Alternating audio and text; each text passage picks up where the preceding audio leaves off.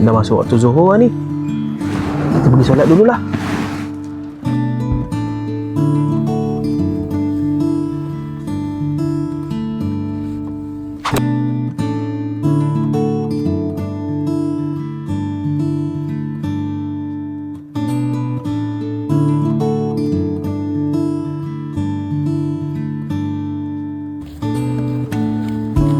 Cukup ke ibadah aku ni?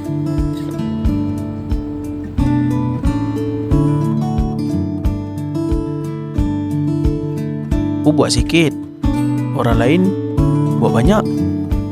Apabila kita melaksanakan ibadah puasa pada bulan Ramadan, di hujung bulan Ramadan, segala-gala yang telah kita lakukan daripada puasa, qiyam, bacaan Quran dan seumpamanya, itu semua kita serahkan kepada Allah Subhanahu Wa Taala. Kita doa supaya ia diterima semuanya oleh Allah Subhanahu Wa Taala. Jangan kita risau, jangan kita runsing, sebaliknya kita dituntut untuk berusaha dan beramal. Adapun pahala dan juga yang lain-lainnya itu adalah diserahkan kepada Allah Subhanahu Wa Taala. Yang penting kita buat dengan yang terbaik, cukup rukun dan juga syarat-syaratnya. Begitu juga dengan amalan-amalan sunat. Di hujung bulan Ramadan ini juga perlu untuk kita bersiap sedia, iaitu amalan-amalan yang perlu kita lakukan menjelangnya Aidul Fitri, iaitu bulan Syawal.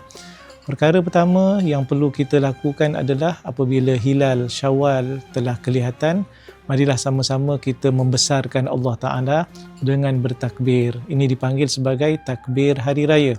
Dalam Al-Quran, Allah Ta'ala berfirman ayat yang ke-185 daripada surah Al-Baqarah, وَلِتُكْمِلُوا الْعِدَّةَ وَلِتُكَبِّرُوا اللَّهَ عَلَى مَا هَدَاكُمْ.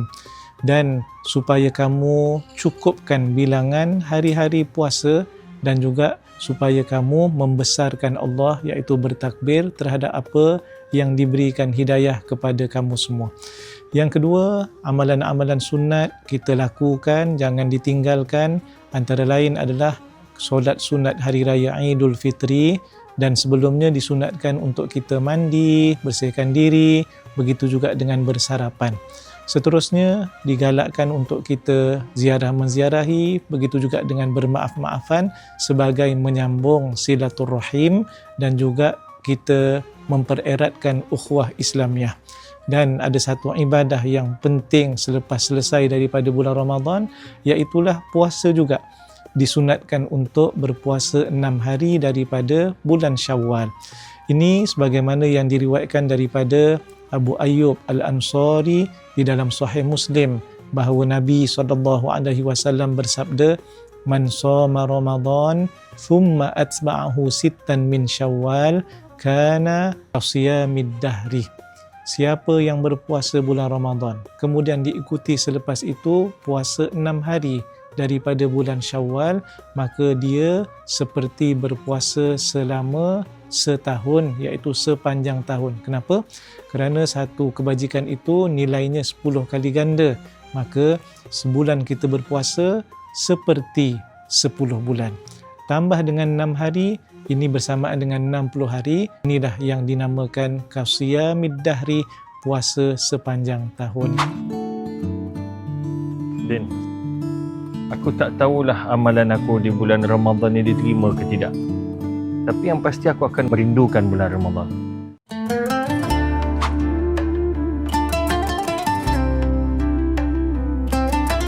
Bukan kuantiti yang kita cari, tapi usaha yang berterusan.